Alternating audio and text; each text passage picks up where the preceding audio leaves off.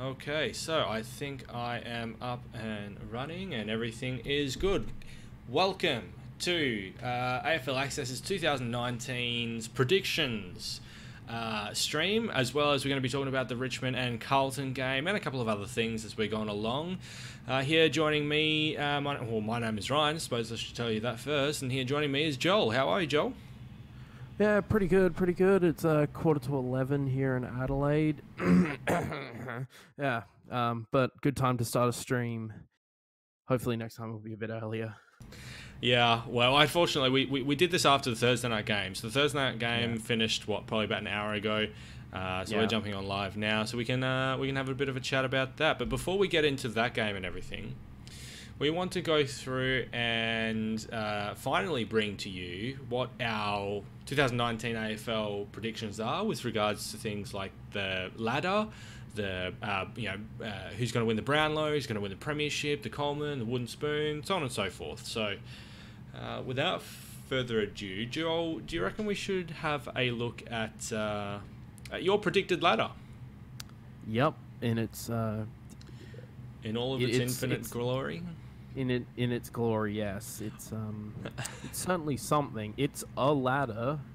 All right. Well, how about we go through each team from the bottom to the top, and give us like a brief sentence or two as to why you've placed them there. All right. Yeah. So, okay, cool. As everyone can see on their screens now, this is Joel's 2019 predicted ladder, and in 18th, who do you have in 18th there, Joel? Well, I have Carlton. It's one of those things where I'm just like, yeah, it's cliched. I don't want it to happen because I actually like Carlton as a club and a squad. And just watching the game tonight, Sam Walsh looks like to be a tantalizing prospect who could be an absolute superstar, or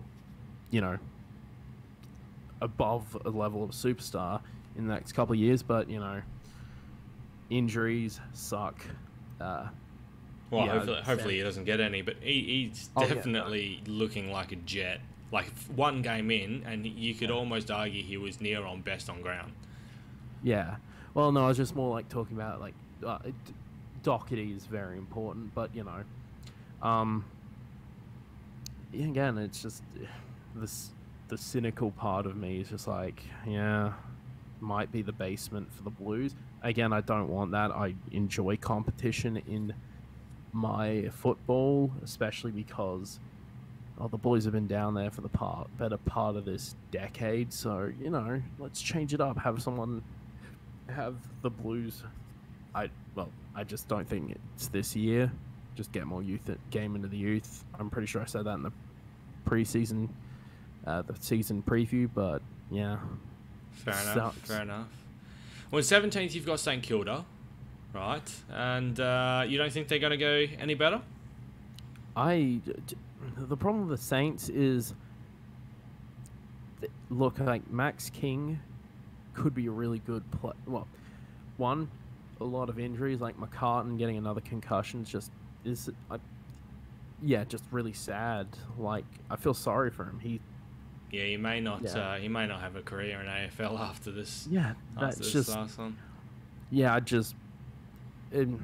Carlisle, who's I think last year was probably one of their better players, is out for most of the season. That's not good.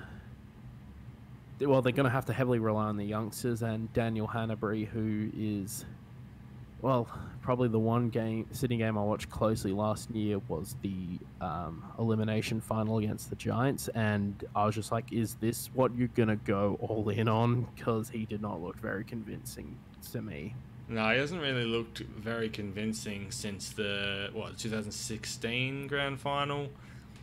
Yeah, he's been a bit injury battered, really, hasn't he? Yeah. I just kind of was like, wait, this is the person that the Saints are kind of dead set on. I was a bit like, okay, this is yeah, man, you sure about this? But yeah. So on 16th, you've got the Fremantle Dockers. You think they're going to go down the ladder? Because they finished in 14th last year or something, didn't they? Yeah. You reckon they'll go down? So, another year in development. They've got a decent forward line now, but they're not going to improve. Well, with Jesse Hogan, I'm not saying he is the be-all and end-all. Rory Lobb is also a fantastic forward. Maybe if Rossline can change up his game style, this one I kind of made at the last minute, and it's not really well thought out. But the point, I would say, if Rossline comes out of his shell when it comes to game plan, as opposed to keep low and as opposed to turtle, he just needs to. As it says in the chat, Hawks 13th, tell me he's dreaming. That's funny. You haven't seen my list yet, Azza. Yeah. To be fair. We'll get to the Hawks. We'll get to the Hawks in a moment. So 15th is Western Bulldogs, one position above the Freo Dockers. Where do you see the improvement coming from the Dogs to stay above the Dockers? Well, if Josh Shackey can improve, the midfield's still really good. Like Bontempelli, McRae. What's his other? There's another one. Look, they have a pretty, I think, a strong attacking midfield. I just don't think they have anything. I don't think they have anything stronger than that. If Tom Boyd can overcome his injuries and they just leave him in the forward line, I think they probably have a higher ceiling than the Dockers this year. But my predictions are pretty bad. So by the end of this, we don't know that yet. We'll find out how bad these predictions are at the end of the year, I suppose. Oh, all right. So above the Dogs in 14th, it's Gold Coast Suns. How do you come to that conclusion? They've lost Tom Lynch. They've lost Stephen May. They've also lost Aaron Hall and Jared Lyons. So that's 4 pretty good players for them. Yeah. Okay. So, but they're on the up. My reasoning is, and this might sound a bit stupid, it's probably very stupid, but I think that you said it yourself in the season review for last year. It looked like Tom Lynch checked out. He conveniently got I don't know, convenient, he's checked out. I think they just went look, if you don't want to be here, we will let you walk and just start again, pretty much. And I do like Took Miller, Andrew Swallow. I think they're not underrated players, but I definitely think that they're better. They're good players on the team. And I think Lukosha's right, and Rankin when he's healthy again, and maybe even Alex Sexton. I think they'll be.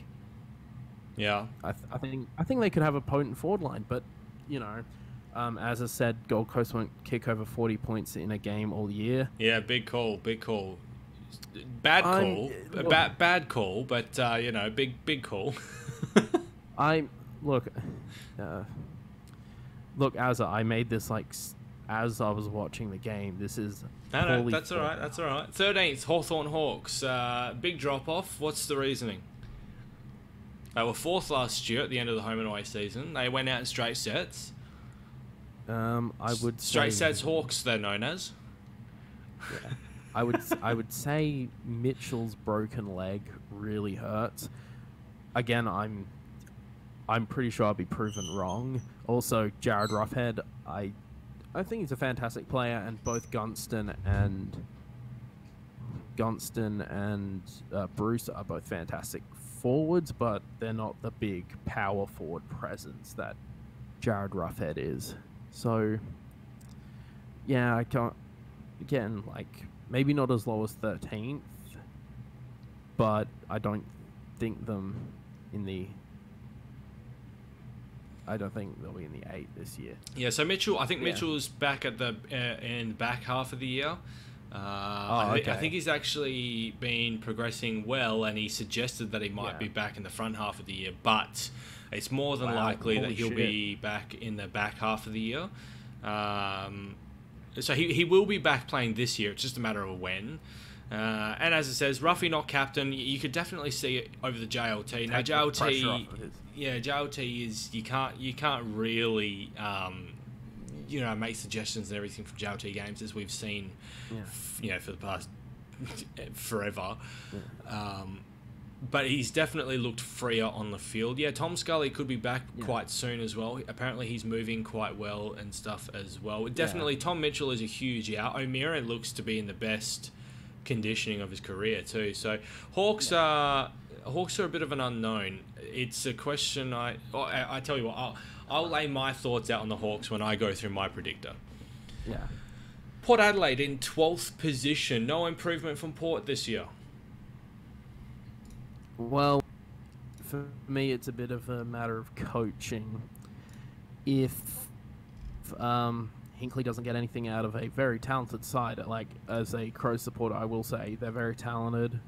Butters and the new draftees, Butters, Dersma, and Rosie look really scary when they eventually. Well, yeah, they look really scary at the moment. I think it's more has to do with coaching. Like, if Hinkley can't get any... Yeah. I think I actually want to make a video on Port Adelaide because they probably about 5 years ago, they were really good, apparently. I actually don't really... I never rated them very much. Yeah. I just thought that they were fitter than everyone else, which was due to Darren Burgess. But as a team and everything, I think they were very much like, and as will hate me saying this, much like Hawthorn, and the way that they got their three-peat and were able to stay on top for as long as they did, was kind of due to the compromised drafts. There was no teams that were coming from below and then up because they just they weren't able to get the stock together, so they had to come up with different ways and different avenues to sort of get some wins and get improvement and everything. But it wasn't like you could do now. I think the next probably 5 to 10 years we'll see a lot of changing of premierships year on year, and I think you'll actually get an idea that equalisation is actually working. Yeah. Here's a big jump up. 11th. Sorry, go. Oh no, I was gonna say, that being said, I did have an idea for a video where I was gonna talk about how clubs ascended from their, well, for lack of a better term, their dark time, like Melbourne to where they are now. Even the Dogs. They were a couple. I mean, the Dogs. Port. Yeah. I was thinking Port Adelaide, because I was like, well, I said in one of my videos, like, oh yeah, the dark time for the Crows in the early 2010s when we were like pretty mediocre, and I was like, no, that's not really dark times, as in we were just not that good. And I just thinking, how did one team or club ascend from this? Well, yeah, Port Adelaide were definitely that back in the early 20s. Well, you had tarps, the tarps on the seats, the famous. Hashtag never tear up our tarps. I'm never letting that go. All right, in 11th position, big jump up, Brisbane Lions. Definite improvement in the team, you reckon? Yeah, definitely. I think even what I did catch them in the JLT, I was like, yep, this is good. And Lachie Neale is a phenomenal player. Jared Lyons, I think, is one of the vastly underrated players in all of the AFL. Yeah, I think, and also like Rayner, Hipwood, Cameron, Berry, all those blokes, that's like getting into their second, third, fourth years, they're gonna get good, really good. Now, for me, it's a bit of a the top 8, well, the top 12 is a bit of a log jam, because like, yeah, it's 14 teams, 14 teams playing for 8 spots, and for me, it's just gonna be like a really painful, the positions 9 through like 12, 13 is just going to be like narrowly miss. Definitely. So, but I definitely think there'll be an improvement, even if there is a little bit of regression. That's Yeah, I'd rather have that, and then they just bounce back after another year or something. Yeah. I don't Welcome, know. Matthew Heath. Carlton performed well tonight. Yes, they definitely did. We will go into Richmond and Carlton in just a little bit. We want to go through our ladder predictions and a couple of other predictions just quickly, and then we'll break down the Richmond Carlton game and how we thought things went, if you want to hang around for that. But in the meantime, Joel, 10th place Sydney Swans, first time missing out in the finals in 10 years. What do you reckon? I just think they get... I'm not saying they're getting old, but it's pretty much buddy or bust. They have a fantastic supporting cast in the midfield and Callum Mills in the defence, but I just...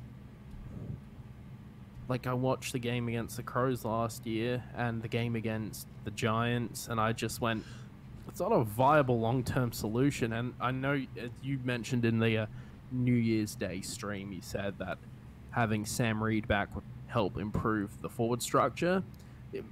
Again, I'm probably going to be proven wrong, but, you know, it does feel like just buddy or bust. And, possibly. I suppose we'll see whether they... I suppose this year would be the year to determine whether... or to figure out how to have a functioning forward line without a reliance of Buddy. Yeah. I mean, that being said, if he just has like a stellar year, kicks like 90 plus goals, and I'll be like, oh, see, yeah, that was a fantastic, like I'm a fantastic, like, clairvoyant or something. Yeah. In ninth position must be deja vu because North Melbourne are ninth again. How do we reckon North are going to go? Again, like, for me, they could make the 8 pretty easily. Well, I'm not saying pretty easily, but I think they'd be in contention for most of the season. It would get down to the wire. I think adding Aaron Hall, who is again one of those players who I think even though the Gold Coast let him go, I still think he was like really pretty good. I think he wasn't as good last year, but you know, Polek and Jasper Pittard should be interesting gets. Also, like Zeeble, Cunnington, Ben Brown, and those guys are still hard nuts, and I think they will just, if anything, if they're going to make it to the top 8, they're just going to bust down the door and force it through. Matthew Heath says they won't make the 8. There's just too many better teams than them, although they are still quality. I will say this about North Melbourne, okay? North Melbourne have never been the most talented list, specifically whilst Brad Scott's been the coach. But I tell you what, Brad Scott has got to be one of the better coaches in the team, in the league, because he consistently has a competitive North Melbourne on the park. Like you always think North Melbourne are just going to be rabble this year, and yet they're always thereabouts. Yeah, I mean, that being said, if I was writing a North Melbourne, I think when I was going to write a North Melbourne season review, and I was going to say, like, at the end of the 2017 season, if you're going to ask me who was going to be the bottom of the league at the end of 2018, I would have said North Melbourne, because they participated in the greatest tradition of the Spoon Bowl with Brisbane. But yeah, no, like they surprised me. Like they were very good last year. Yeah, and they cut a fair few veterans in the 2017 off season, and yeah, they were just on the cusp. Like, that is the thing, I think. Well, Geelong smashing Fremantle by 120 plus points. You can't. That's the. Well, they ended up missing out by a game at the end of it, but still, they were in contention for the 8 right throughout the entire season. So that was pretty good on them last year. Geelong Cats sitting in 8th position. Must be deja vu again because the Cats don't move at all. I think it's just going to be off of Gary Ablett. Gary Ablett in the forward line, producing some father magic. Maybe.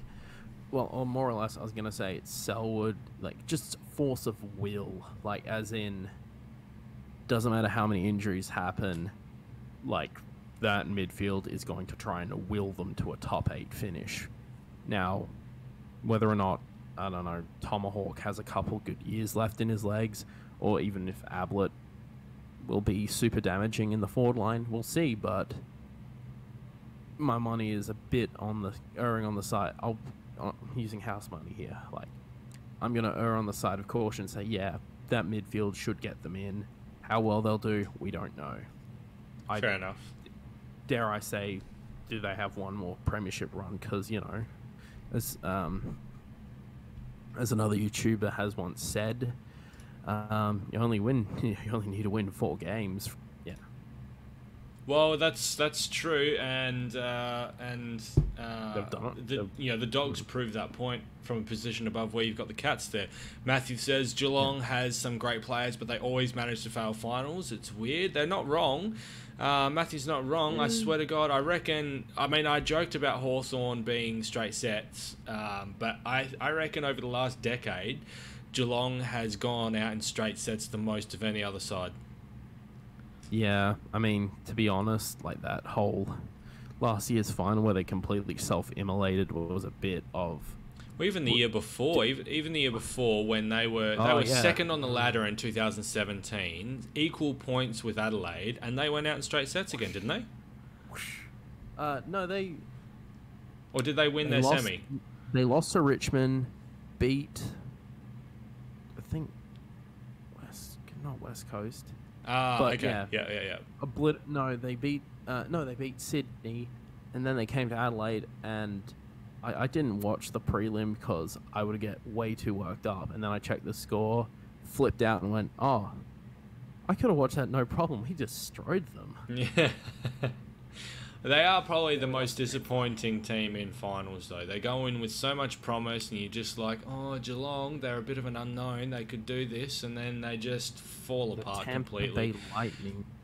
The Tampa Bay Lightning of the AFL. In number 7, Essendon return to finals again. I think they played finals, did they play finals in 17? 2017, and then they missed in 18. Yeah, that's right. Well, I think Dylan Shield, Devon Smith, look, they're just essentially accumulating the Greater West GWS 2. You could say about that for half the league, though, really, couldn't you? Oh, yeah. I was gonna say, like, we're just gonna have to rename the AFL the Greater Western Sydney Players. Well, it's a testament to their development. I think in my season preview, I was just like, look. I think it's a testament. I think it's more of a testament to the concessions they were given. Yeah. But also that, yeah. Oh, I think, well, Danaher being out for the first bit of the season is a bit of a pain, but, you know, they seem to do fine without him for broad stretches, but, you know. Well, they actually played better without him last year than they were playing with him. Yeah. Like, Matt in the chat says, one more, he thinks Essendon needs one more year, which, like, you know, yeah, I can see that. It's all relative, really. It's such a cop-out. Well, you know, I do think they need another year in development. Whether they make finals this year or not, I don't think it's too important for the Bombers. I think next year should be their real launching year. I think next year, if they fail next year, then it's been a failure since the drug scandal. Since coming out the other side of the drug scandal, it'll have been a failure then. But this year, I think, is still another year of development because you got to remember they've still got a pretty young list coming through. I'm talking too much about the teams. This is your prediction. Yeah. When sixth place, last year's grand finalists, runner-ups, Collingwood, missing the top 4. Big call. Everyone's pretty much got them locked in for top 4. Well, I am a renegade.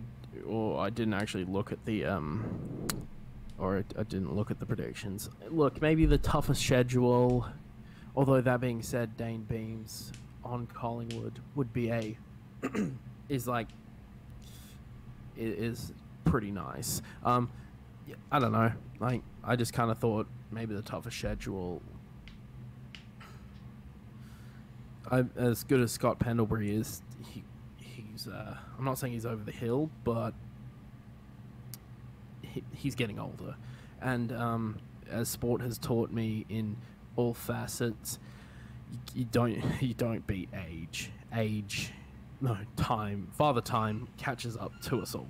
Yeah, it's just a matter of when for Pendlebury. He just seems so classy in his movement. He just looks like he's never going to slow down because he just moves like he's not a fast mover already, but he just appears out of nowhere to pick teams apart. Welcome to the stream, Akimbo. Go the Dons. We do agree. Hopefully they do well this year. Matthew agrees with you. They won't make top 4. Yeah, well, again, they still have superstars like Trelaw, Sidebottom, DeGoey. That's still pretty daunting, and getting Lyndon Dunn back should be a bit of a help in the defense. I mean, I'm not saying that defense was bad. I just think that's just an extra tick in the box. But yeah, maybe the tougher schedule might drop them out of it. I think the top 4 is going to be pretty cutthroat. So yeah, I wouldn't. Yeah, again, I could be totally wrong, and they a lock for the top 4 a couple weeks in, and then I look like an idiot. Well, in 5th place, despite a bit of a culling on their list, you've got the GWS Giants. I'm just chalking it up to they have one more year of, one more year of Josh Kelly, and I'm not saying he's going to leave, but I'm saying he has going to definitely be there this season. Also, I think they're just exceptional at developing Adegliso. But yeah, I just think they're exceptional at developing young talent, and I think they're just gonna. I think they're still just gonna be very good, very hard to beat. Jeremy Cameron is Tim Taranto I think also be up there. Jeremy Cameron's still a beast when he's not trying to kill someone. I think I personally don't rate Cameron as high as what others do. I think he's a good player. I don't think he's a star. Oh yeah, well, I think he's a good forward. He's a good forward over the back, but he's not great. He's not great in the air, in a contested space. He's the old over the back goose. He always has been. Joe the Goo. Yeah. Yeah. That being said, I still think they just seem to be plucking players. I know drafting is, again, it's pretty much a crapshoot. And essentially, if you hit on something that was low in the draft, you look like a genius. Or could that be?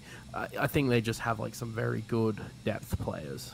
Another thing that I would probably count against Hawthorn. I'm okay, worst case scenario, Jaeger Amira injures himself. What do you got to cover him? Well, you're not wrong. You're not wrong. Hawthorn are clearly in a transition stage, though. So, top four. We get for the first time in probably close to 2 decades, Melbourne Demons returning to the top 4. Well, Clayton Oliver, Christian Petrarca, Nathan Jones, still going strong. Jack Viney, even though he's been not as... He was injured for half the year last year. Yeah. Max Gorn's still probably one of the most dominant tap ruckmen. It is the most dominant tap ruckman in the league. Forward line, I would say, is a bit underrated. As in, Tom McDonald kicked 40-plus goals. Even though Jesse Hogan was out for most of the year, he still... they still scored freely and frequently. And Angus Brayshaw playing really, really good football. I think that's just the fact that their experience, but on the younger side, and also they've got a bunch of veteran experience that will just push them towards the top 4. Now, whether or not they can beat the team, well, I think they can beat the Crows. As much as I love my Crows, I still think they've got our number. But when it comes to Richmond, West Coast, Collingwood, and maybe even the Giants, we'll see. Yeah. Well, we'll see how they go throughout the year and whether they, step up to the challenge or kind of plateau off a bit. Third place, Yeah. you've got your beloved Adelaide Crows returning not only to finals but to top 4 action. I think fully healthy list and performing list. A part of me is also. A fully healthy performing list. Yeah, I think we're an easy lot. I'd say we're easy top 4. First 4 weeks are going to be a bit of a pain in the ass. Like a Hawthorn on Saturday, Swans next Friday, Geelong the Thursday after that, and I think North on a Saturday night. Now, it's a tough start. You're gonna find out. You're gonna find out just exactly how the Crows are travelling from the first 4 games. Really. Yeah. Matthew's a Crows fan, loves South Australia, but I don't think we can handle the away games. Sadly, do you reckon the Crows can travel, or are they to become the new West Coast Eagles flat track bullies? Richmond. I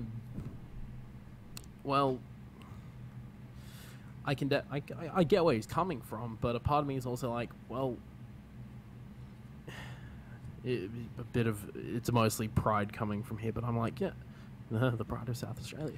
I think a lot of it as well, because it's not just yourself who has the Crows returning to the top 4. I think a lot of it is basing it that 2018 was a bit of an off year, circumstances withholding, and a lot of it, a lot of the returning to top 4 predictions that are coming out and about in the AFL scope is based on the 2017 year as opposed to 2018. 18, yeah. Well, I think just returning to Matt's comment. I do get we do kind of struggle away, but I'm like, look, if we're going to be a top 4 team, as I think we can, we're just going to have to buckle up, strap in, and just find ways to win. Like, we got to even if Geelong aren't on the top of their game this year, playing them down at CompuGlobal HyperMegaNet Oval, Cardinia Park or whatever, they're still going to be very tough to beat. And playing, again, West Coast over in the West, it's going to be a tough ask, but I think we can do it. Well, speaking of West Coast, you've got last year's premiers in second spot. Retaining second spot, actually. Yeah. Well, again, I think it's just like there's...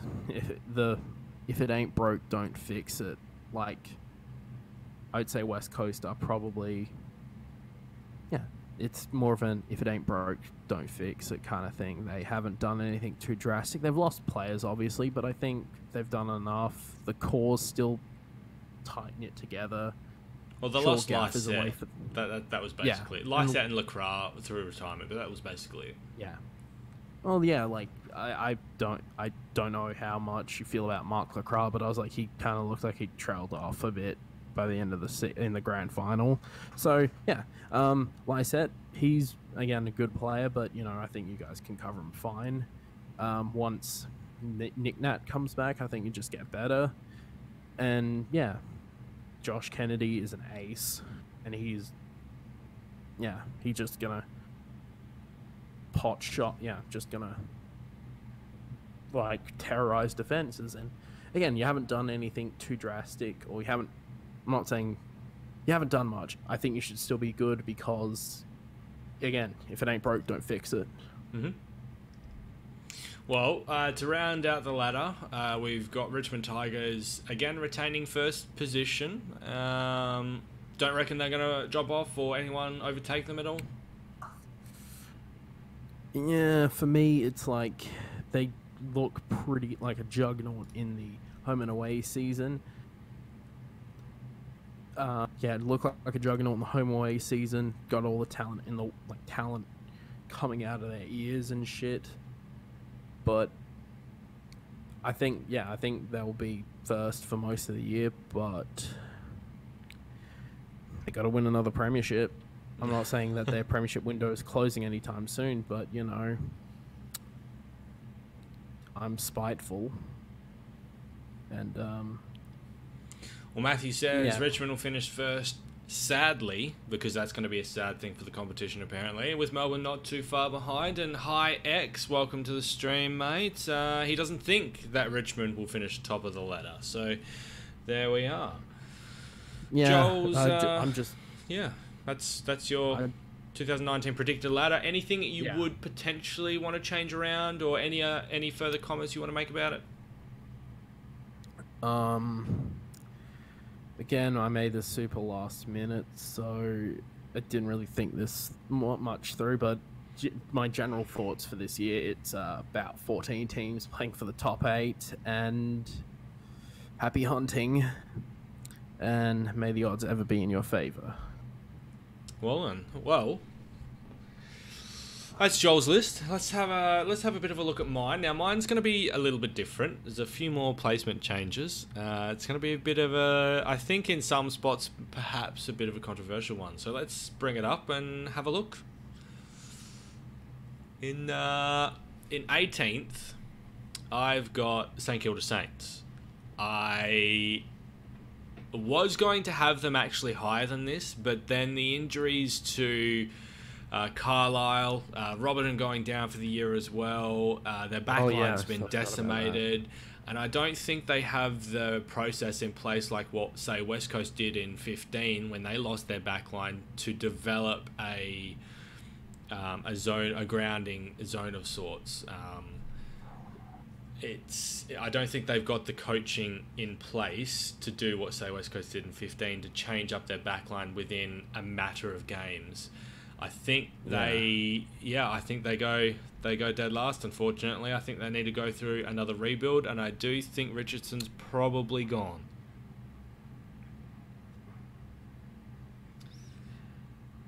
In In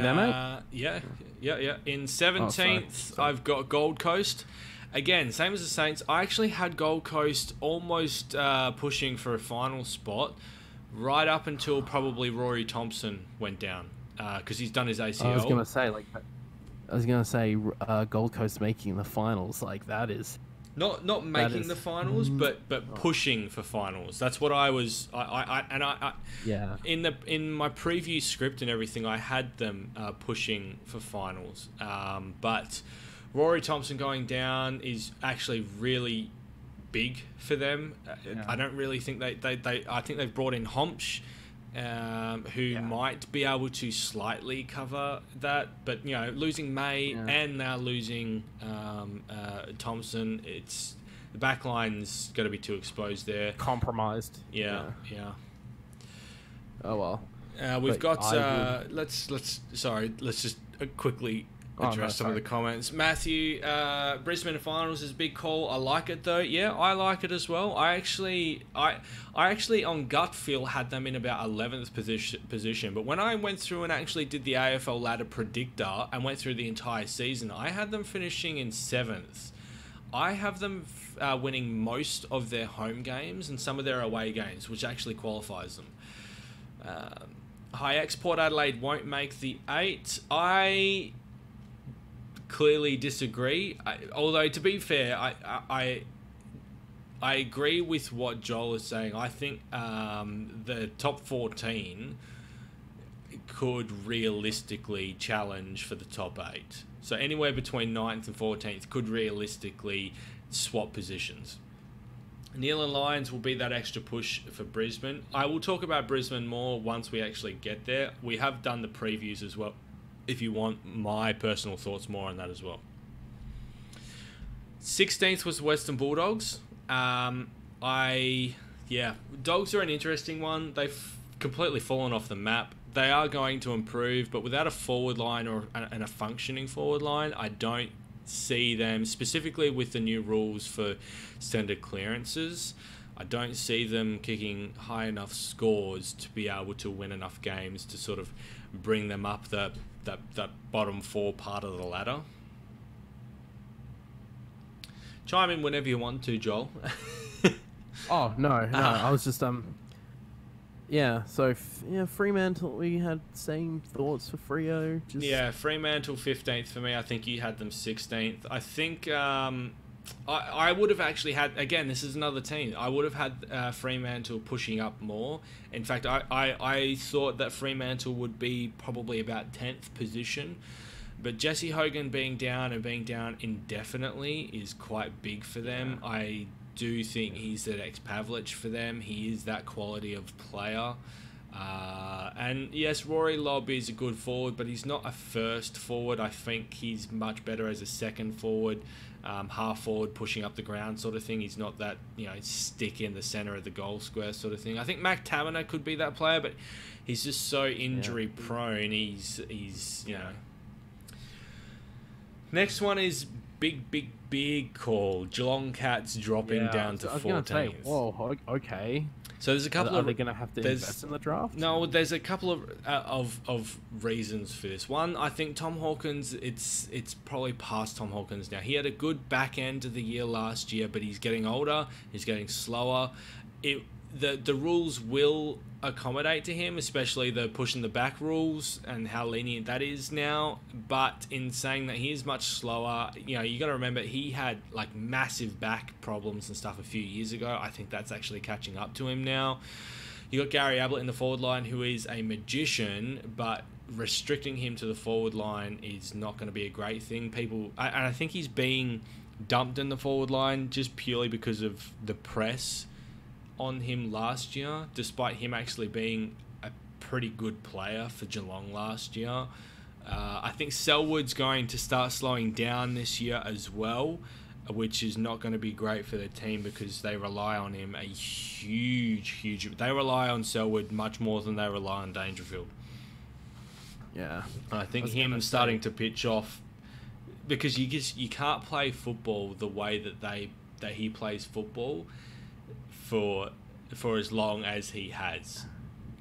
Yeah. I was going to say, but still, Tom Hawkins will be the #1 twerp in all of the AFL because he looks like a toddler throwing a tantrum when a call doesn't go his way. It's hilarious. Yeah, a lot of forwards do. Did you see Jack Rewalt tonight? Oh, yeah. Fuck Jack Rewalt. 13th, I've got Climbers, Carlton Blues. I've actually got them climbing up and winning a few more games. I think their development in the youth is actually going to start showing this year. I think Brendan Bolton's coaching style and game plan is going to start to shine through this year. I mean, even in the game tonight, yes, they were a bit... See, they were kind of outplayed in the first half, yet they were still putting in inside 50s and everything. They were just not precise.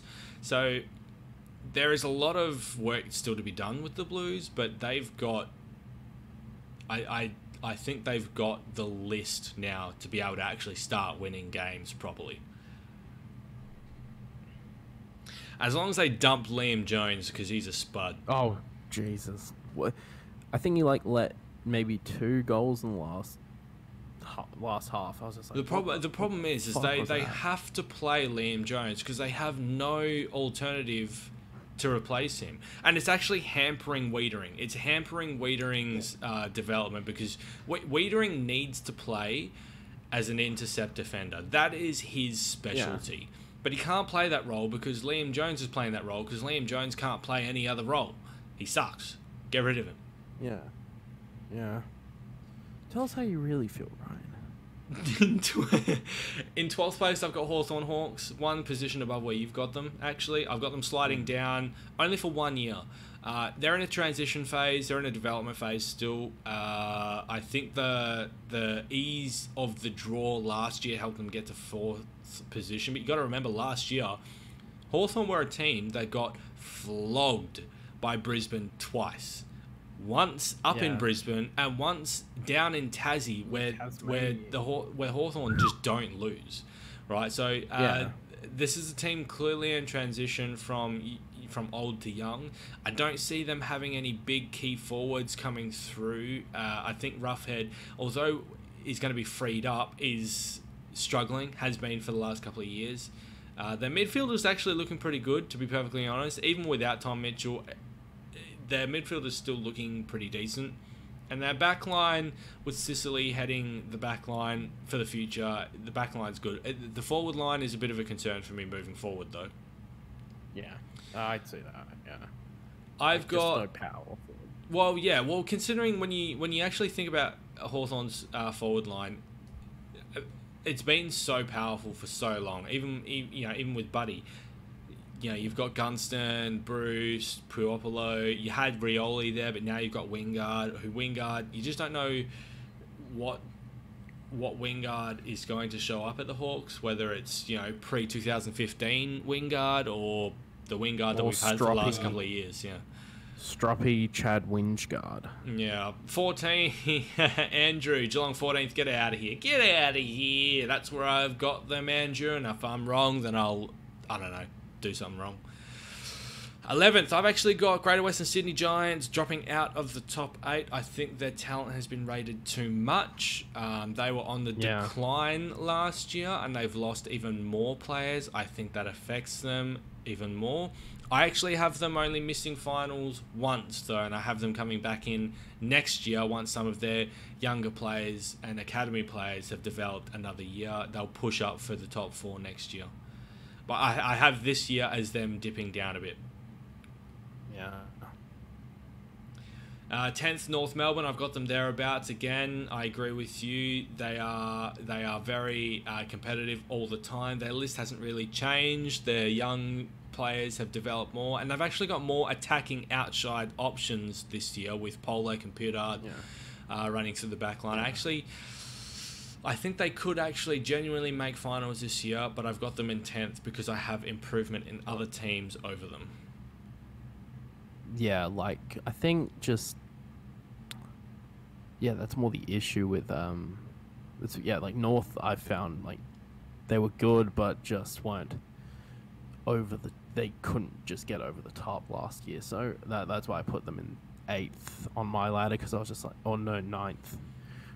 Yeah, that maybe one more year and then they'll get over the hump. I, the same as you, have Sydney Swans missing finals for the first time in a decade and only for the second time in 2 decades. I think their list is in transition as well, not because of a buddy factor or anything, but other players like Grundy, McVeigh, even Kennedy to an extent. They're getting older, they need to be moved on, they need to be phased out, and they do have the cattle there to phase them out, but I think this year is the phasing of that, and I think next year McVeigh won't be there next year. I think Grundy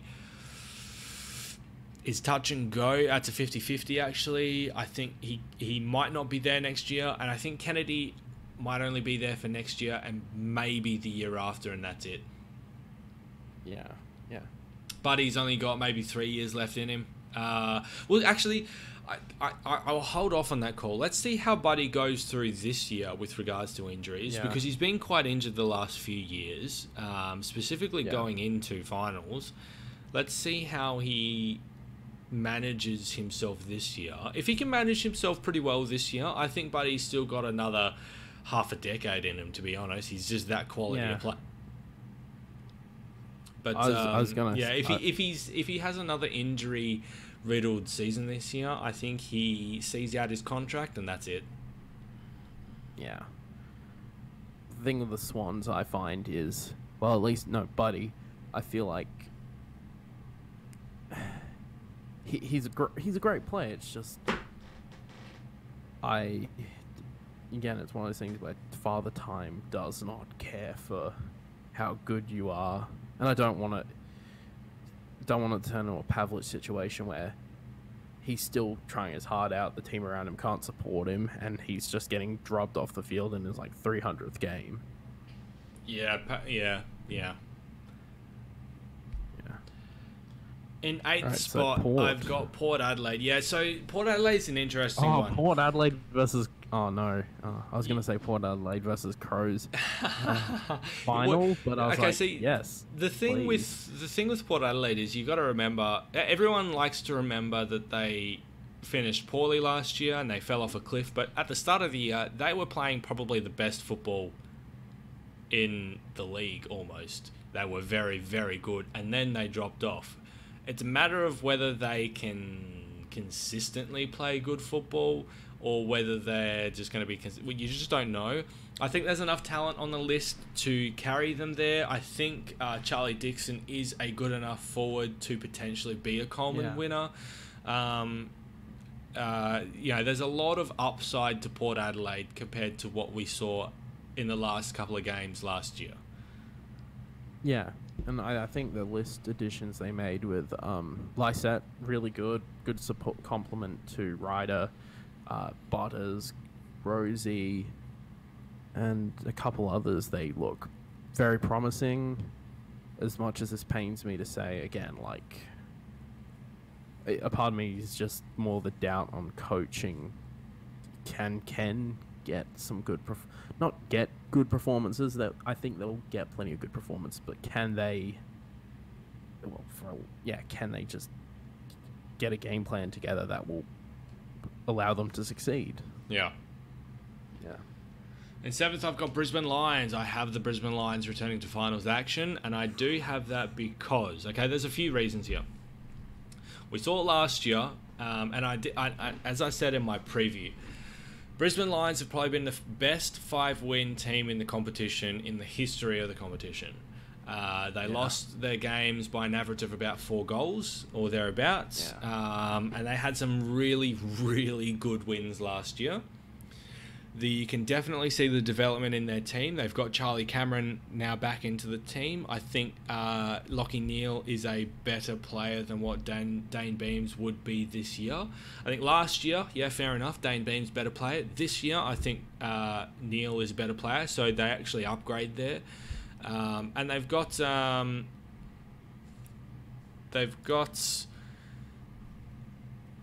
I was just reading the comment that Andrew put in. It derailed my thought process.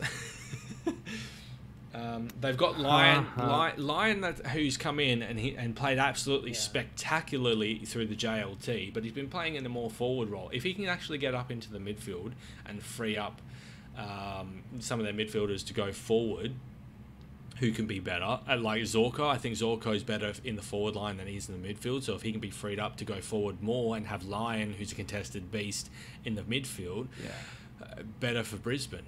Andrew, Motlop will fucking dominate for Port. He will win them the flag. No, he won't. He might win him a flag. He might win him a flag only because he's a burst player, Motlop, but he's not gonna dominate any competition. He'll dominate a quarter. That was legitimately funny. I'm sorry. Motlop will dominate a quarter, and that's it. He'll disappear for the rest of the game. That's the problem with Motlop. That's all he was. No, I still can't get over the final 30 seconds of that Crows game. Well, yeah, he beat you guys, didn't he?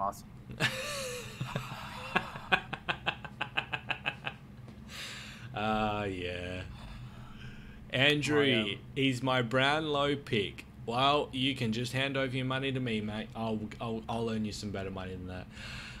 Carrying on, I've got Essendon also returning to the finals in 6th position, but not any higher than that. I think that is the highest that they can possibly go. Realistically, maybe 8th, but 6th is a good spot for them. I think their midfield is good enough. I think their back line is fairly solid, and their forward line, specifically without Danaher, is very, very functional. Danaher coming back into the side in a few weeks' time, I don't know how much that would disrupt their flow, because he takes a lot of... I mean, don't get me wrong, Danaher is probably the most watchable player in the competition. You just love him from outside 50 and go, yeah, I'll just take a ping from here. Not do the team thing and just go, bang, and you go, is it going to go through? Come on, go through, because he's just entertaining as hell to watch. You don't see any other players on the field ever go up to an opposition player and hug them and go, hey, that was a good goal, wasn't it? He loves football. Yeah. Oh. Essendon won't make the 8. They're all hype. Possibly. Do you know? Yeah, possibly. No, that's a fair assessment. I just think the development of the younger crew is enough to get them up and about. They were playing much, much, much better footy in the back half of the year. You could see that when they completely obliterated West Coast at West Coast home ground. Oh yeah, I forgot about that game. I was like, wait, I haven't forgotten that one. I still have nightmares about that game. Oh god. In 5th spot, I've got Collingwood. Now, That's not to say that Collingwood are going to drop off or get any worse. I do actually think they will be a better side this year than what they were next year.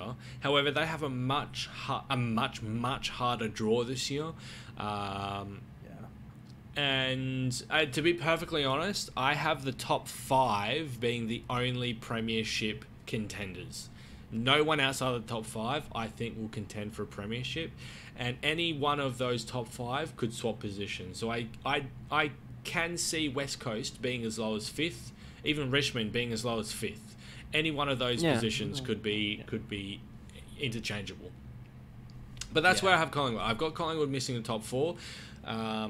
I think more or less that they'll probably stagnate and only maybe improve just slightly. But I think the other teams still have another gear to go to over Collingwood. Yeah. What's your thoughts on the new rules? We'll touch on the new rules just after we finish the ladder there, Andrew. So hold that question. Remind me about it in a few minutes. In 4th, I've got, same as you, Crows returning to finals action, but I do have them in the lower part of the top 4. They are still a quality team. Their youth is very quality. You've got Duday, you've got Fogarty. They've got another year of development in them, and they're only going to help the aging brigade in Walker and stuff like that. Even Talia is starting to get on in years as well. Yeah, in my opinion, just a quick. I think Walker hasn't played much in the past couple of years, but he's still got.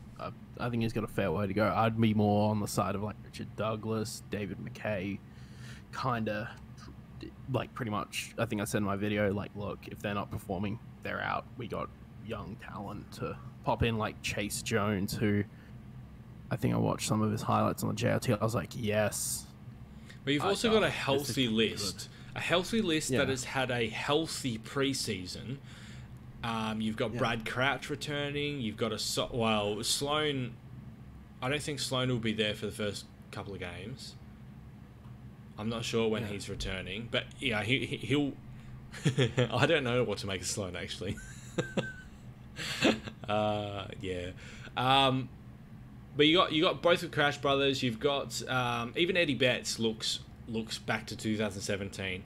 I don't know what it was. Maybe at the start of the year before he did his hamstring, he could feel something was not quite right. Maybe he just wasn't as fresh as he could have been. Maybe he just didn't have the legs to do it. But he just looks quick this year. Yeah, I mean, I'm not saying I'm not fussed by. Look, I love to see Eddie Betts play really well, but at the same time, I'm I can't expect that from guys in his early 30s. So I'm just you know what? You do you, man. Crows do have a very strong midfield this year. If you run through the players, if you include Sloan, right, you've got Sloan, Crouch. You've got other. Yeoman will probably be running through there. Who else do you have? Who's on the wings for? You've got Seedsman will probably be on the wing this year as opposed to in the back line. Yeah. Only because Smith and Laird are on the back line now, so Seedsman will be moved from the halfback and back up to the wing, I think. Yeah. We have Miller, who is. That's right. That's who I was forgetting. I'm not saying he could win a Brownlow, but I'll certainly imply it. I don't think Miller will win a Brownlow. I think he could be maybe top 10 of a Brownlow, but I don't think he'll get closer than that. Yeah, not with the quality of other players. I think he's a great player, but you have other up and coming players as well who are just. There's a clear tier difference between Miller and some of the other players that are coming through, like Cripps. Oh yeah, like Clayton Oliver. There's a clear difference between the caliber of those players.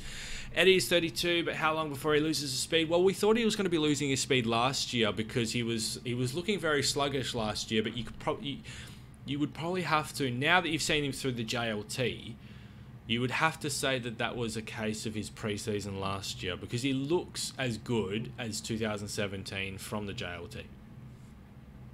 Yeah. Moving along. I think maybe a bit more support. Around him, yeah. Well, he's got more teammates around him this year. Lockie Murphy I think, pretty decent. Not, superstar, but got a pretty good leg on him for, like, a small forward. Yeah, anyway, sorry, we'll move on. Moving along, Melbourne Demons at third position. I do have them going up even further, and I have them in the grand final this year. I'd see that, definitely. I actually said last year, okay, I said that they would make the preliminary final last year, and that they would they had the potential to get to the grand final. Now, they did, but they crapped their pants in the prelim, which was understandable. It's the first time they've made finals, let alone a prelim final, in over a decade. Yeah. But I do think that they are primed to be the next dominant force. I think they... do you know what I should probably revise this. I think they'll do better than Richmond this year. And Richmond are tipped to be the team again this year. I actually think Melbourne are the team to beat this year. Yeah, no, I get that. Their youth is terrifying. And well, it's not even their youth. Like you go through their youth and everything. Petrarca, Brayshaw, Oliver, and everything. I mean, they're still young players, but they're not first, second, third-year players anymore. They're starting to hit. They're starting to get into the early part of their prime, and they are guns. And then you have Gawn feeding the ball to them in the new 6-6-6, and if they can actually and they were probably one of the better centre clearance teams in the competition last year. If they can improve on that again, the sky's the limit for this team. Seriously. Yeah. Second place, I got Richmond Tigers, just backing up on last year. They are still clearly one of the teams to beat. One of, if not the best team in the competition. They're not going anywhere, let's be perfectly honest. They would have to be decimated by injuries to fall from the top four. Rant's going down tonight. Well, yeah. Rant's going down, and what looks to be an ACL. Because that bad. Well, have a look at what Nick Nat did last year, and that landing. You thought nothing of it. The somber, and if you continue to watch the broadcast after the game, a lot of people were saying, and even Rants was not hopeful for whatever was to come from that. Yeah. I think could be an ACL. It could be an ACL. I'm not saying it is. Yeah. It could be. Yeah. Yeah. I mean, like, that is a big hit. Their defense is still pretty sturdy without him, but I think their defense probably got, to be honest, their defense probably got better when he went down tonight. Yeah, which says a lot about their team defense football, about how much they've relied on Rants less since 2016 probably. So throughout 17 and 18, before 17 and 18. It was either Alex Rance was their defense, or they had no defense. Whereas it's been much more team defense. Yeah, the way the knee buckle didn't look good.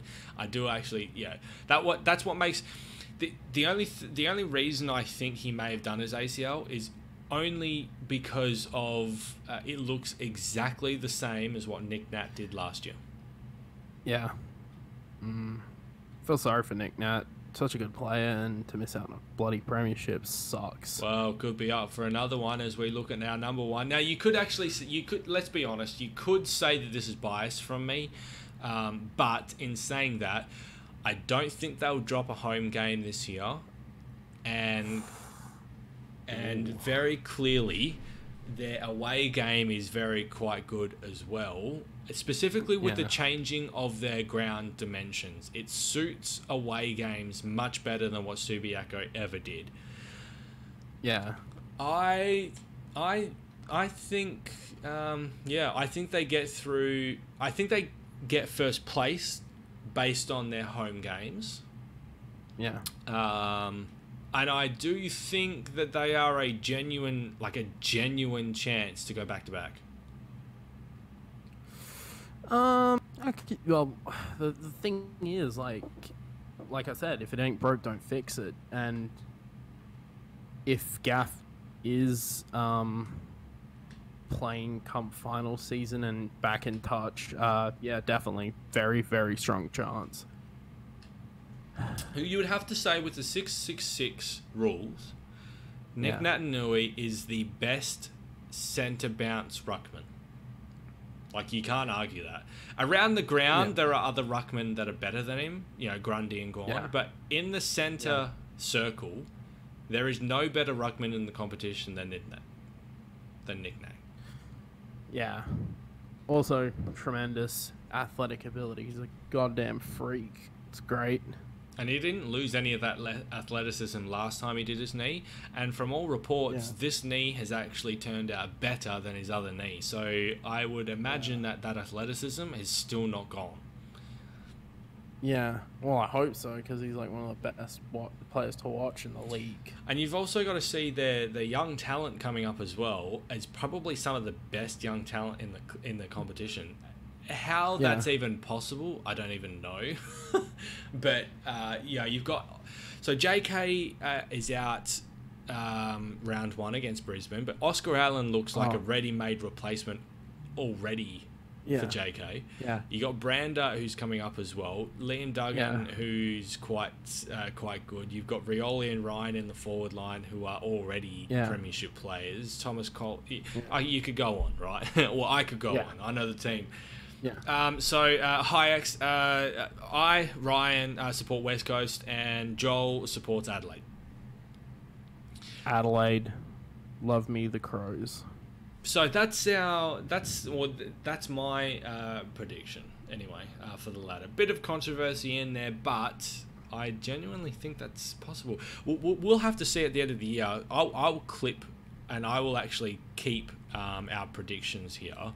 And we'll see how close we are at the end of the year, the Weasels. Hey, come on. We won the Premiership. Show some respect. Put a capital on that, Weasels. Yeah. Those are our predictions. So, keeping the trend of predictions, just quickly before we move on to the first game of the year. Joel, who do you have winning the Premiership this year?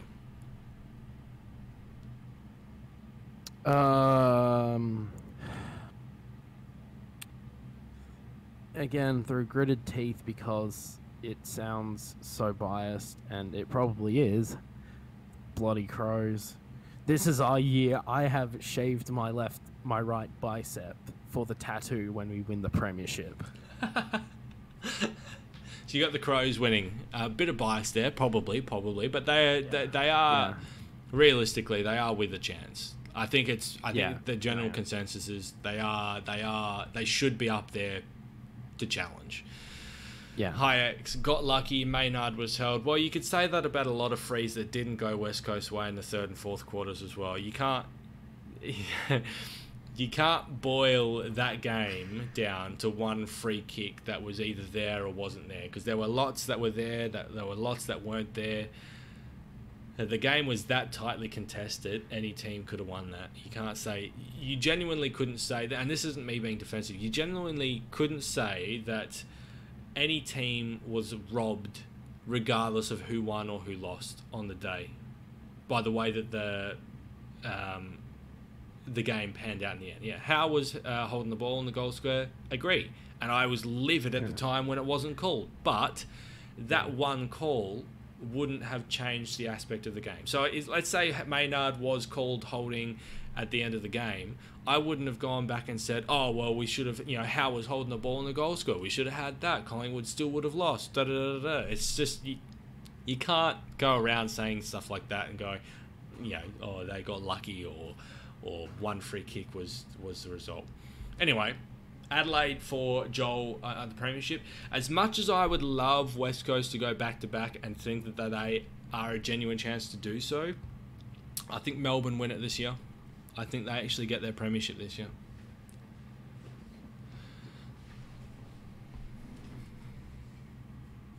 Yep, there's lots of discussion about that. All right, moving along. Brownlow. Who gets Brownlow this year? Well,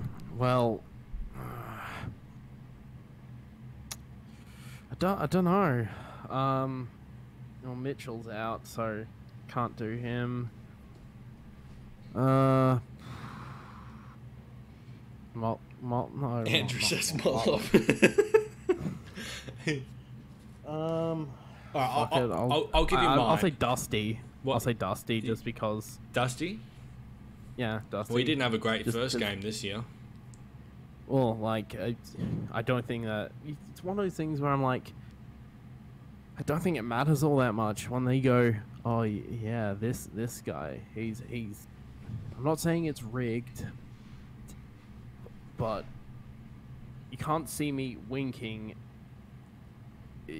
Yeah. Oh, well, 5. Yeah. I don't know. I think there's just a whole bunch of really players, but I'm just going to say Dusty because...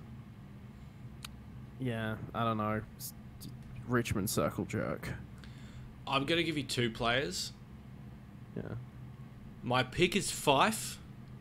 Yeah. And I think Fife will stay fit, but it's a matter of whether he gets suspended or not.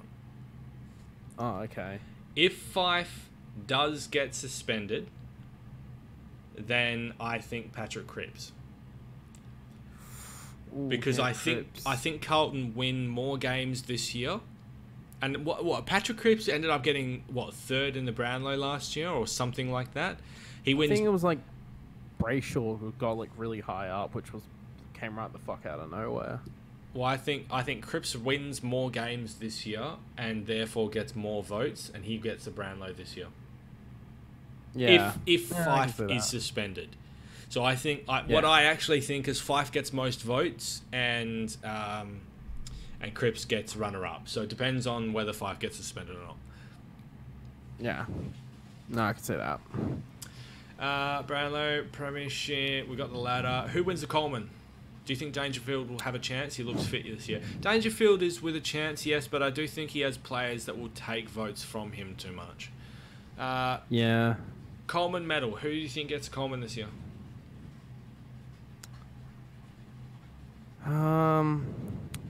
Josh Kennedy or another Josh. My dark horse. Let's know. Josh You're Jenkins. not putting his name in the cap for that. I let you get away with a lot of stuff with regards to Josh Jenkins. You're not throwing his name in the cap here. The joke's on you when I tell you, he won't win it. He just won't win it. I'm sorry. He won't even be in the conversation. Ben Brown's a good chance. He really probably should have actually won it last year. Yeah. He should have won it last year. I think the last 2 games he just kind of got shut out, which was a bit unfortunate. But yeah, I do think JK comes up again this year. Yeah, you can't. I mean, this could be bias talking, but in my opinion, Josh Kennedy's been the best forward over the past 5 years. Yeah, no, that's fair enough. Like, I think someone who comes close was probably, maybe even Jack Rewalt as well. But I hate Richmond. You'd have to have within the conversation over the past 5 years. You'd go Jack Rewalt, Josh Kennedy, or Buddy Franklin. I would say would be the top 3 forwards over the past 5 years. Yeah. Radigalia, reckon he'll be a gun. Like, yeah. I reckon he will be. He's still He broke his leg. Yeah, he's still pretty raw. He's still pretty raw at the moment. I think he will help the Cats, but I think he will dominate the competition in a few years' time. Not yet. Tom Lynch, Tom Lynch was rusty to... Actually, do you know what? We've got the predictions done.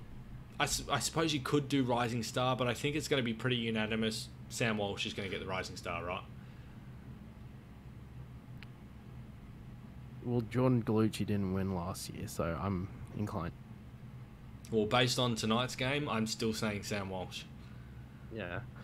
No, I think it's actually going to be like way more, not way more competitive. Like, yeah, you're right. Probably Walsh will win, but I think there's going to be some absolute superstars from this. We'll look back in 10 years ago. Oh yeah, these guys are legit. I think there will be competition for second position, but Sam Walsh will win it by a landslide.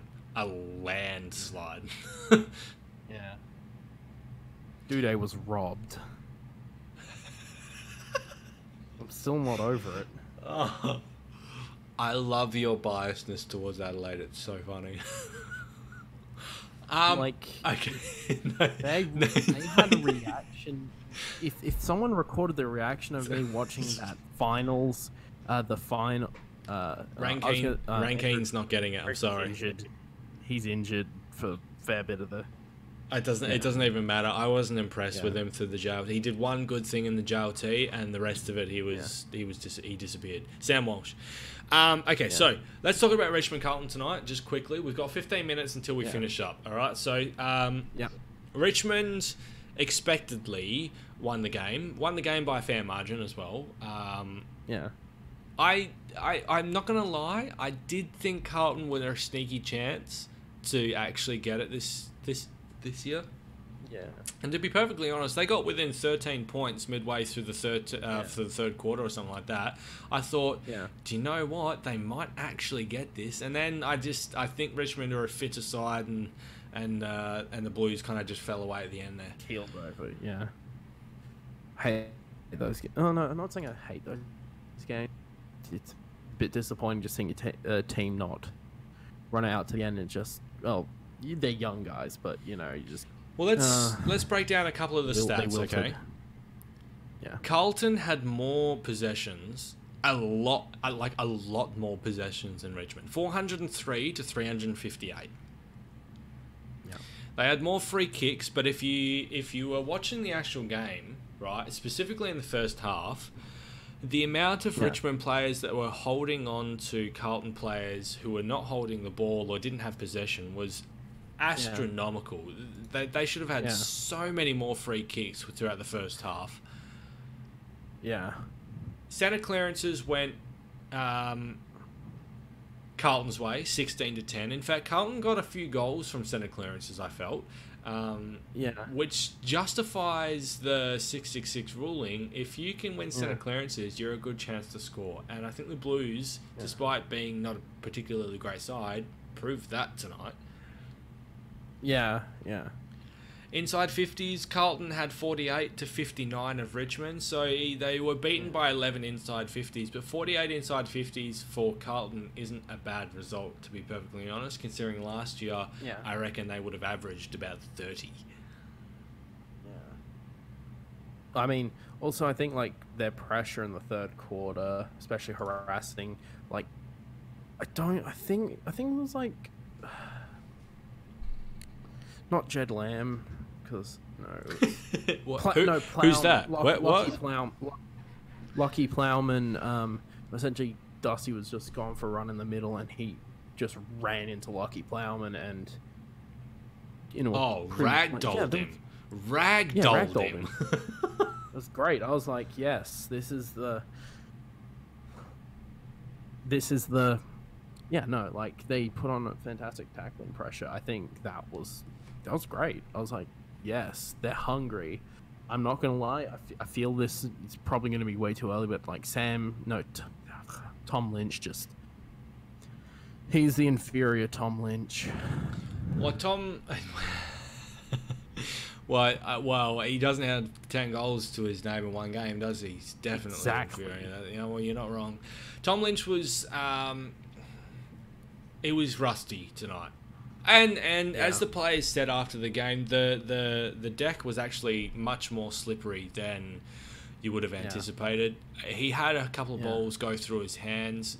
So after a PCL, after a long injury, he's had a limited preseason. He had some balls go through the hands and stuff like that, but he still kicked 3 goals, which even though he had maybe 4 or 5 possessions.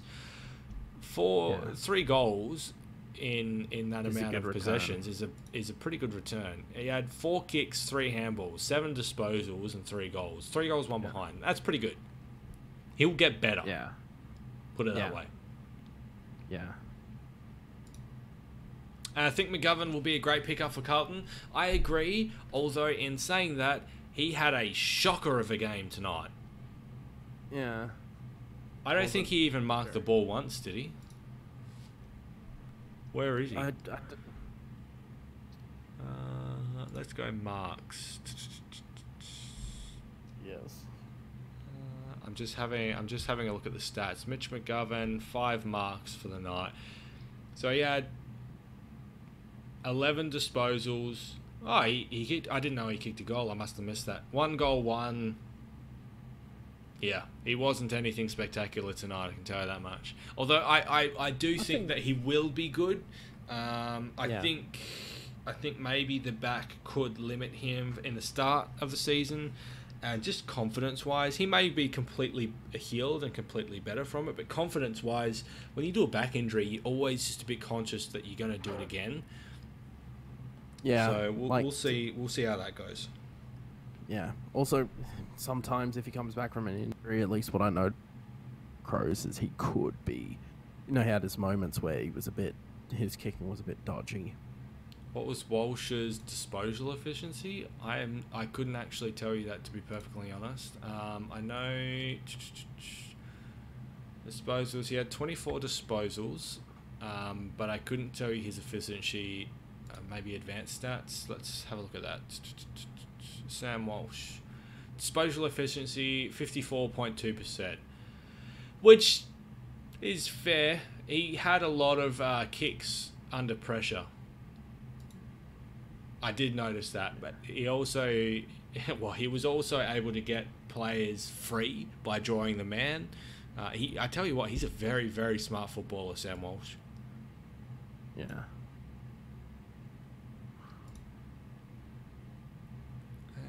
Disposals, what's that?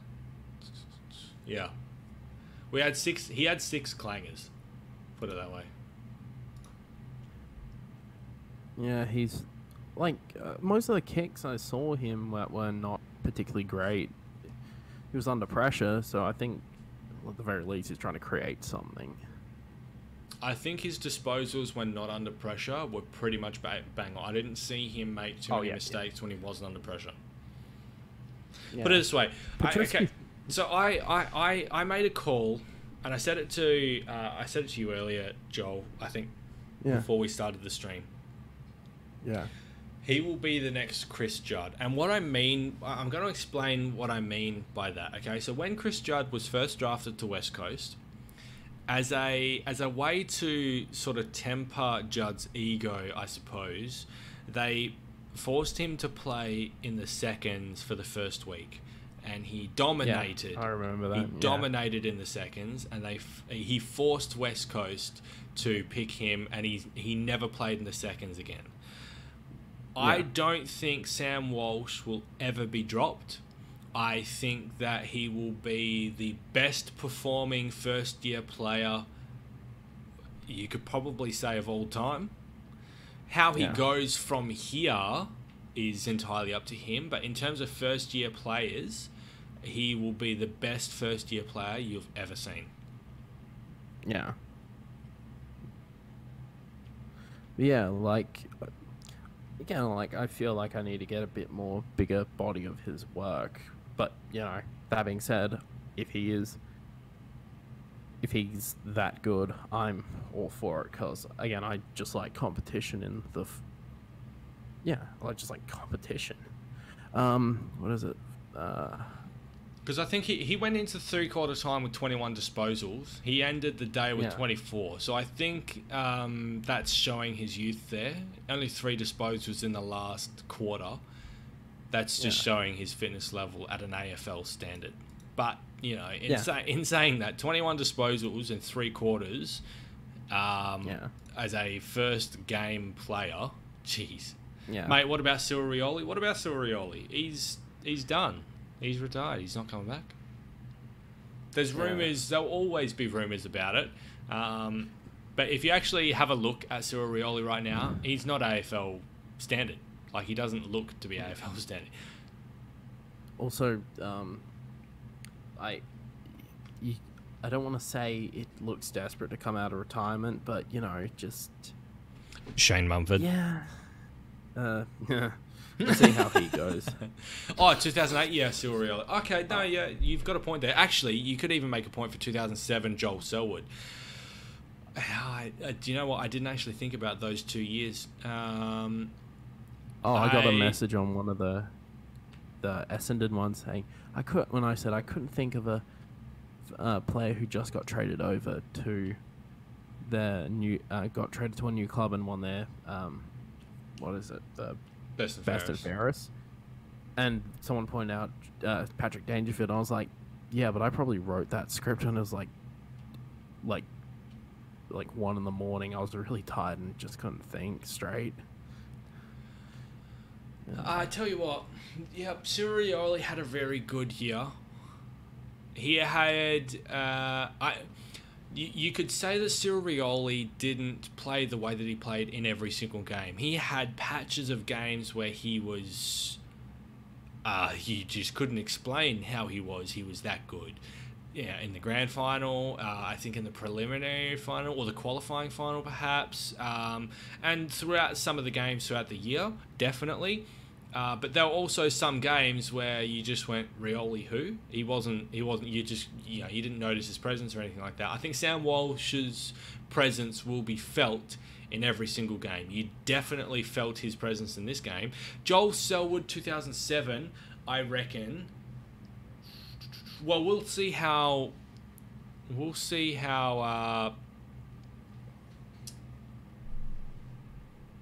Walsh goes this year. I think at the moment, right now, 2007, Joel Selwood is the best first year we've ever seen. But I think Sam Walsh will beat it this year. That's what I'm saying. And based on today's game, I think Carlton will win a lot more games than just 2 this year. They will definitely not finish bottom of the ladder based on today. Yeah, like they were 5 goals down, and they worked their way back to being 13 points. Now, if you compare that to last year, where Carlton got 5 goals up and then just lost it, it's a very different game. Carlton fought their way back into it and then died away in the last quarter. Whereas last year, they were energetic in the first quarter and then were basically just clinging on for the rest of the game. Yeah, I was going to say, like, last year they came out pretty strong and then it just kind of went to shit from there. Yeah. Do you have any before we go, because we're going to be signing off in a couple of minutes? Do you have anything else that you wanted to talk about, John? I don't know. Like, I was going to talk about round 1 and just say, I think it's actually shaping up to be a pretty interesting first round. Like, spoon bowl with the Suns versus the Saints. We've got what tomorrow night. Okay, so let's quickly run down tomorrow night. Collingwood versus Cats. How do you think? Who do you think wins that? It's at the MCG. I think the Pies win. I think the Pies get up on that as well. Yeah. Yeah, it's gonna be a blockbuster. Hopefully, I probably won't be able to watch it, but I'll tell you what. If Geelong end up winning that, then my call for them finishing 15th, 14th, or something like that is going to look really stupid. Yeah. Saturday afternoon game: Melbourne versus Port Power at the MCG. Melbourne, I think. Yeah, like you said, they're very strong. Although that being said, if the new youngsters for the Power are as good as advertised, I think maybe a bit closer, but I don't think they'll beat Melbourne. Yeah. Twilight game: Adelaide versus the Hawks at Adelaide Oval. Okay, so I think Adelaide will win, but I think Hawthorn will give us more trouble than. Well, okay, I don't know. Yeah. I think Adelaide win by 40 points. I think they trounce them. Yeah, I think they trounce them. Okay, because I was like, look, Hawthorn's been a bit of a bogey team for us in the past couple of years, so I think we'll still win, but I'm erring on the side of caution. First Saturday night game: Bulldogs take on the Swans at Marvel. Marvel, yeah. Look, I honestly think, even though I might think that Sydney will drop off, I think they should dispatch with the Dogs pretty easily. Yeah, I actually think the Dogs could get up in an upset. Yeah. Dogs typically, maybe not last year, but the Dogs typically play Marvel pretty well, and I think they'll be better this year. Fair enough, yeah. Second Saturday night game, Lions versus West Coast at the Gabba. I picked West Coast, but I think it's going to be a shootout, and I love those games because they're awesome to watch.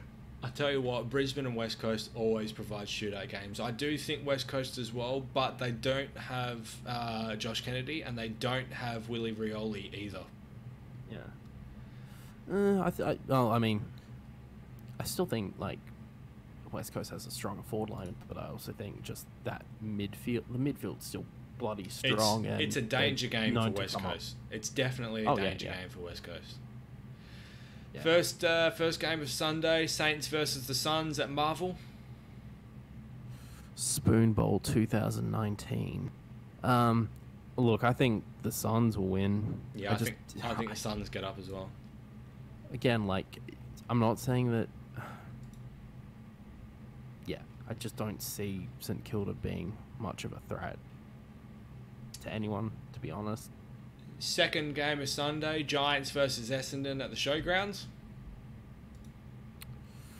I went Giants, but the Bombers, I'd imagine, are gonna, at the very least, give them a run for their money, and it's gonna be a tough match. And if I'm not doing chores, I'll probably watch it on my phone. Hayek's not gonna lie, the Saints need an entirely new football department, mate. I think.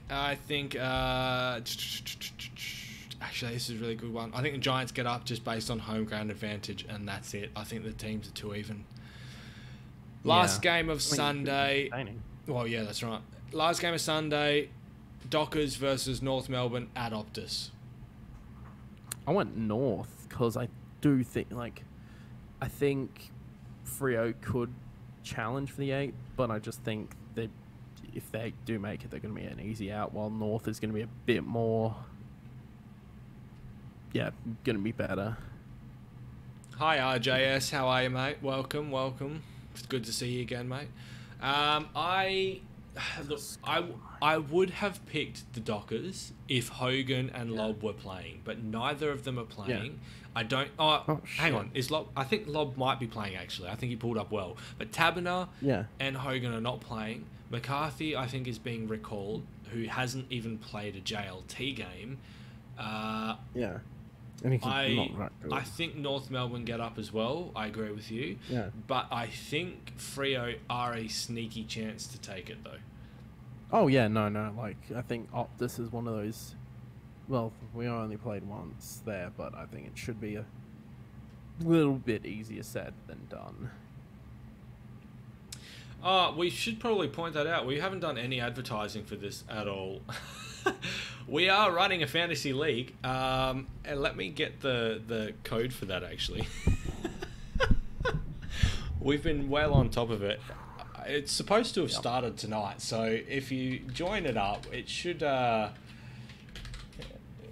still work, because there's only Joel and I in there. So let me grab the number for it, and you guys can join the league and see if you can't beat us. You'll definitely beat Joel, because his team is not great.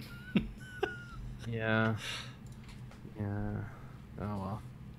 In fact, if you want to see just how not great his team is, go and check out go and check out the stream that we have for it. I did change up. You've changed it. Okay, that's good. I'm really glad about that. It's not good. It's not good. Go to League Overview. Okay, so let's. How do you get the codes for the invites and stuff? I forget. Crap. It's a good thing that we're basically at the end of our stream now. I was gonna say maybe if you follow us on Facebook, wink, wink, we will post a link to it tomorrow because it is very late and I've got work in the morning. Maybe it's just a 6-digit number, isn't it? You got top 500 last year, RJS. Well, you're probably going to beat us all now. That's the code to our fantasy league. Make sure you join it if you want to see if you can beat us in the fantasy league. I think I got... I started out fantasy well last year. I wasn't playing fantasy. I was playing Dream Team. And I ended up running out of trades at the end of the year because I just got injured too much on my team. Whereas it's also Joel's first year trying fantasy this year, so it's very interesting to see how he's actually going to go with his first year and the dabbing Santas. Yeah. And I have tried to get Joel Daniel on board as well, but I don't think he's overly too keen. Guys, I will say this before we go. We do have a Facebook page. If you haven't checked that out yet, we are uploading reasonably consistent trivia polls. If you think you know your stuff about trivia on the AFL, make sure you go check that out. And we will be posting other things throughout the year, opinion things that we've got going, and things that we want to share with you guys as well. And we also do have a Discord page. I'll check that out in a second, RJS. Bear with me. We do have a Discord page as well. Make sure you come and check out our Discord. It is pretty bare bones at the moment. There is a lot to fix up on it. There's a lot to add to it. We do have currently round 1 match discussions for all of the different games there. If you do want to check that out and discuss the games with us, or if you just want to, come into a Discord and chat to us one-on-one, or have a chat to us personally about anything that we've said, about any opinions that we have within the footy scope of things, or even about our videos that you don't want to, comment on the videos or whatever for. Make sure you check out the Discord. Okay, let me check out what is happening with that code. Because it is a 6-digit code, isn't it? Because that's the code that it gives me. I'll have to have a look at it, and I will have to put it in the Discord and also on the invite. There we go. Here we go. Copy pin. There we go. Okay, I've got it, RJ. There you go. That's the pin. I found it. Yeah, we got a lot of exciting things to be coming to you guys as of next week. There will be what I think a very, very exciting video series starting on the channel next week. It'll be a weekly thing. Look forward to that. There is currently, as far as I am aware, nothing on YouTube or even as a blog or anything like that covers this kind of thing. I'm not going to tell you what it is because I want to keep it on the hush until I've actually done it. And hopefully it's good enough to be able to do on a weekly basis for you guys to enjoy.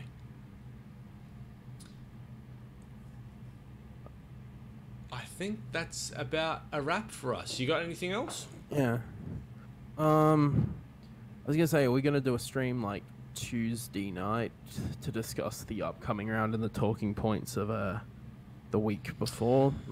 Yeah, so what I'm actually thinking, I haven't actually discussed this with you yet, but what I'm actually thinking is having the streams on the Thursday nights, not the Tuesday nights. Only, and I'll tell you all about that later. But what I'm thinking of is doing it the Thursday nights, whether it be after a Thursday night game or simply just when a game would normally be played on a Thursday night sort of thing. So earlier than what it is now. Yeah. Okay. And then obviously we're going to be doing the videos on a weekly basis. So probably Tuesday, Wednesday will be weekly videos that are coming out. Actually, Monday, Tuesday, Wednesday, perhaps on a weekly basis that we're going to be giving to you guys. So plenty of content that'll be coming out to you on a nice consistent basis. And hopefully we can stick to it and not drop off like we did last year and even with the previous. We'll keep up the good work for you guys. If you have any criticisms and stuff, just leave a comment. Yeah, let us know in the comment section on the videos and stuff, or by all means come over onto the Discord and slap us into gear and stuff like that. Anyway, guys, that is us. Thank you very much for coming in and listening to our opinions on football and our predictions. And we'll find out at the end of the year just how far away or close we were. And yeah, thank you very much. If you haven't done so already, guys, please do make sure that you do leave a big thumbs up on the stream. It means a lot to us. Make sure that you subscribe and ring the bell for notifications to get notified when we release new stuff, specifically for the streams, because we want you here talking to us as we're going through and doing them. And make sure that you go and check out the Facebook page and the Discord.